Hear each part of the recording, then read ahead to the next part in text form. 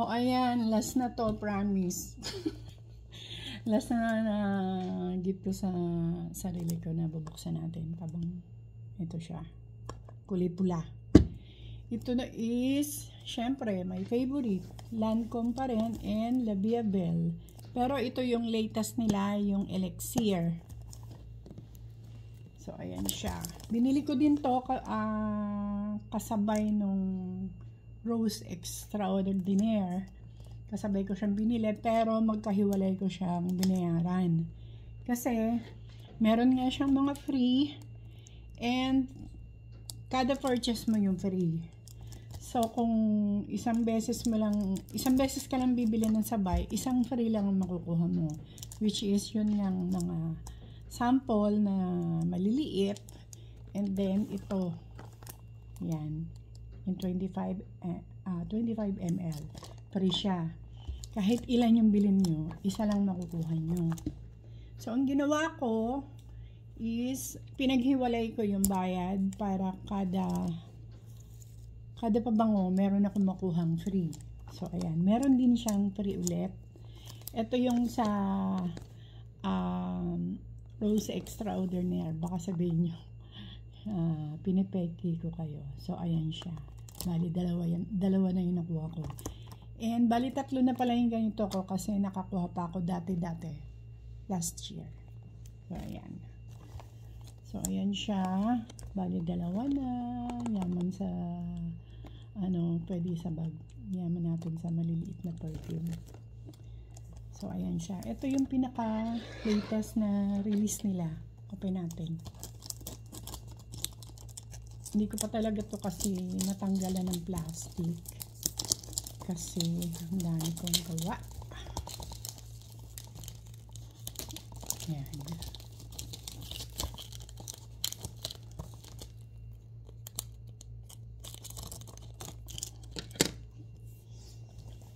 So, ayan siya. Sabi nila, yung La Vie Belle Iris Absolute na discontinue na, ito daw yung kapalit. Sabi nila, ito daw yung kapalit. Itong Elixir. Kasi, Irish yun, tapos Irish din to. So, ayan. Open na natin. Ayan. Ayan yung kanyang loob. And, alalayan natin. Baka bumigay. Oops. Ayan. Oh. Ma-red nga siya. So, ayan. And, iba yung bote niya. Ilang ml ba to? Nahulog ng aking box. Sorry. Ito is hindi ko makita. 100 ml. Ayun. Labo kasi.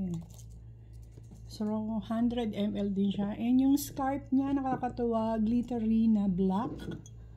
Ang fierce.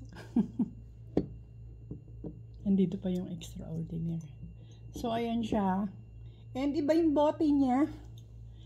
Square yung gilid. Pati dito.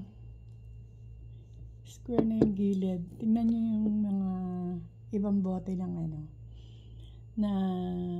La Vie Belle. So, ayan. Yung bote nito is square yung gilid. Ito yung Elixir. Tingnan nyo to, hindi naman siya square. Pabilog siya. Ayan, may patusok na ganun. Diba? Ganyan din yung OG niya. Ganyan din yung bote. And, ito, ganun din yung bote, matangkad lang. Diba? Pare-pareho sila ng bote. Ito lang yung naiba. Kakaiba yung bote niya. Mas komportabling hawakan yung dati. Ito kasi may kanto. So, mas gusto kong hawakan to. Mas kamado sa kamay. Itong mga ganitong gilid. So, ito is kuadrado. So, ayan. Ayan siya. Oh, ang bango nito. Ito, ito, naamoy ko na to sa store.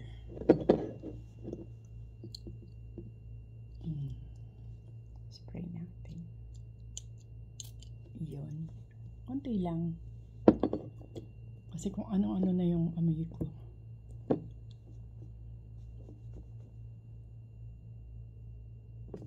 Bango.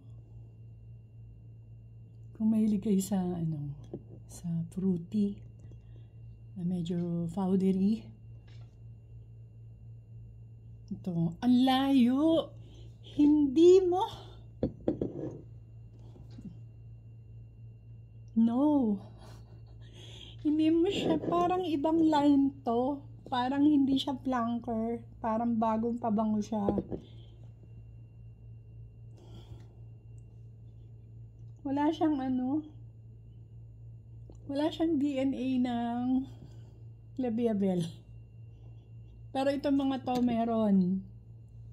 Pero ito, para siyang ibang pabango. Ayan, ang bango niya. Very fruity. So, dikit na natin yung kanyang sticker. Tignan natin kung yung notes niya. Siyempre, nakalimutan ko na. Yung top note niya is raspberry. Yun nga yung bumungad dun sa sa amoy na naamoy ko. Tapos, meron siyang liquor. Ano to? Calabrian bergamot. Yun yung fresh. Na medyo citrus kanina. Medyo nawawala naman agad yung unang bugso nung sharp. Kasi sa unang masyado siyang sharp. Pero amoy na amoy mo yung raspberry. Yung middle note niya is violet leaf and rose. Yan. And yung kanyang base is leather, cocoa butter, and cedarwood. So, ayan siya. Iba! Bango! Dikit na natin.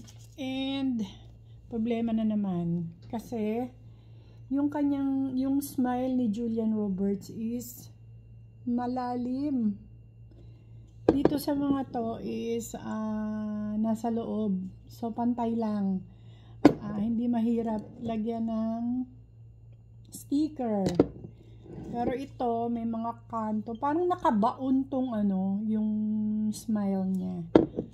So, aangat na naman yung ibang kanto ng sticker. So, ayan. Labiabel Elixir. Labo eh. So, dito natin sa likod, ilagay. Dito na, sa gitna na, o sa gilid. Sa gilid na lang. Kasi mas maraming flat na madidikitan ng sticker. So, ayan. Diba? Ayan na siya. Nakadikit na. So, ayan yung Labiabel na birthday gift ko, dalawa. So, ayan. Nabuksan ko na lahat yung yung mga gift ko. And, nasagad na yung nasa wishlist ko. Salamat naman. Meron pa namang nasa wishlist mga 5 piraso. Kaya lang baka next year ko nabilhin kapag nakaubos na ako ng ibang perfume ulit. So, ayan. Favorite ko talaga ang Labiabel.